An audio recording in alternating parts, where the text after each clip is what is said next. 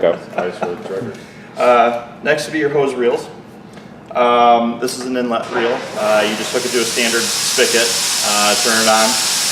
There is a shutoff. So, like for example, when I filled this on Friday, I hooked this up to the spigot. I went away. I went to a meeting. Came back a few hours later. It was filled up, hadn't overflowed. When you operate the hose reels to unreel, just pull. You coil them back up. Push the little red button. I like that. Yes. I'm sitting here, I'm usually the guy who rolls up the hose, so I'm sitting here rolling up 150-foot hose by hand and stuff, so that's nice for me. Yes. All of our hose reels do have shutoffs.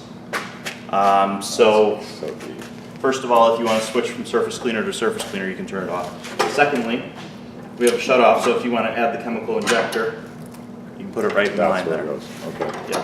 Well, remember earlier how we mentioned too that you drop down to 6.6 gallon a minute when the injector is in line? Because if you look through the injector, it's barely a pinhole. You can barely see light.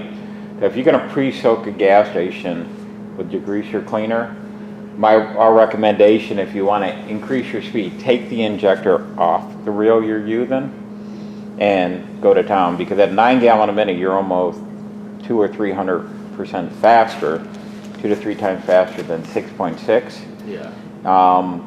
So you'll notice by taking it off, you have so many high pressure reels, you're probably okay one way or another where you can Just use maybe that for dedicate pre-spray. Dedicate that one to the pre-spray.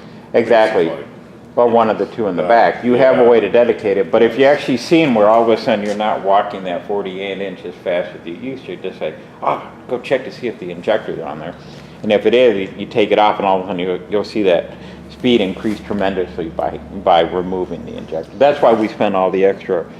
These are all quick connects, stainless steel, quick connects, coupling. There's nothing spared, but in general, that's the other convenience.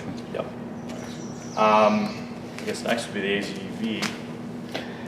So that's 200 feet of hose. Now, point out the breaker. Yep. There are dual breakers behind the reels. Basically, if it does trip, there's a button that you push. Each reel has its own dedicated breaker. That's important to keep in mind. It's a reusable breaker fuse, so yeah, it keeps it going. So if you ever get it and you're hitting a button, you're like, oh, man, check the battery, check the connector. Just remember, there's breakers back there to keep it from shorting out. Yes. Next, as we move into the vacuum recovery system, your passenger side inlet is right here.